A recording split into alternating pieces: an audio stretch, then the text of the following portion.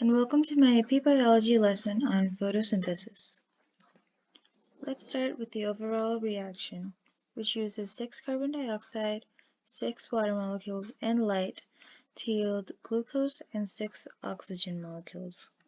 As you can see, the carbon dioxide is gaining hydrogen and the water is losing hydrogen. In AP Biology, gaining hydrogen means that it is being reduced. So carbon dioxide is being reduced into glucose, and losing hydrogens means it is being oxidized. So the water is being oxidized into oxygen. Photosynthesis takes place in the chloroplast of a plant cell, as you can see in this diagram. Photosynthesis actually completed through 2 different reactions in the chloroplast.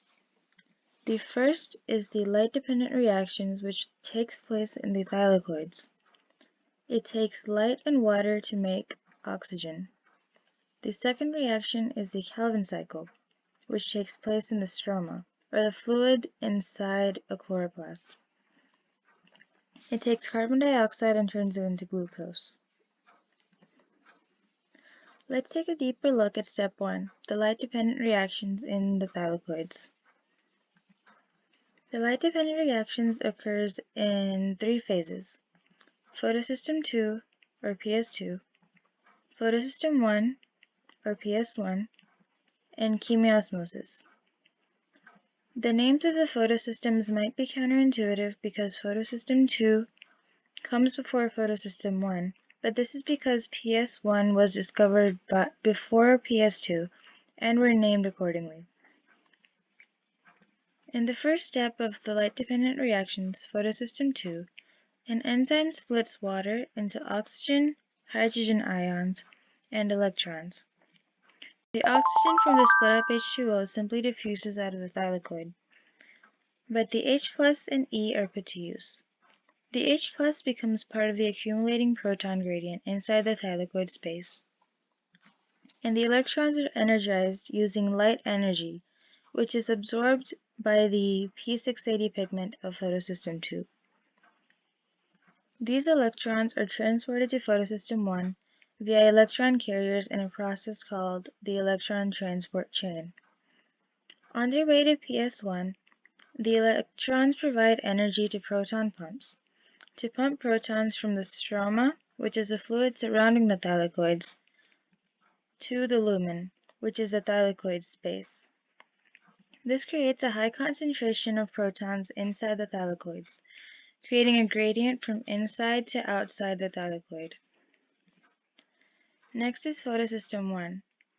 Here the electrons from photosystem 2 are re-energized using light, which is absorbed by the P700 pigment of photosystem 1. The excited electrons are transferred to NADP+, an electron carrier which is reduced to NADPH. The final step of the light-dependent reactions is chemiosmosis, which is a process that is nearly identical to chemiosmosis in cell respiration.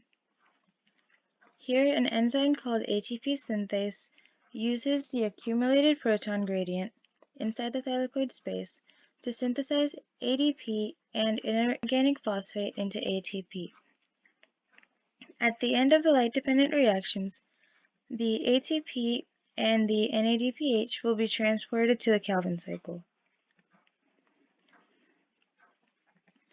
After the light-dependent reactions, which take place in the thylakoid, we move back into the stroma for the Calvin cycle.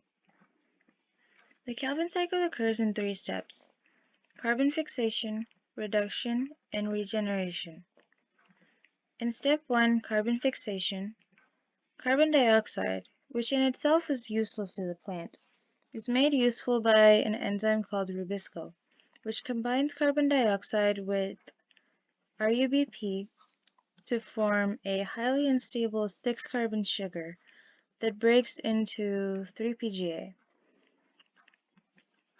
The next step is reduction, in which the 3-PGA formed during carbon fixation is turned into a total of 6 G3P molecules, which is another form of glucose.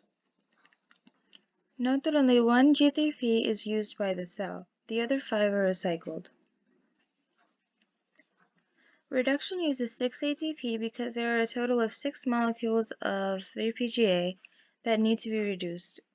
The hydrogens to reduce 3-PGA are provided by NADPH, which is oxidized during this process. The last phase of the Calvin cycle is regeneration, in which the 5 unused G3P molecules from reduction are recycled using 3 ATP to turn it into 3-RUBP to be used all over again. And that is the end of photosynthesis. Thank you.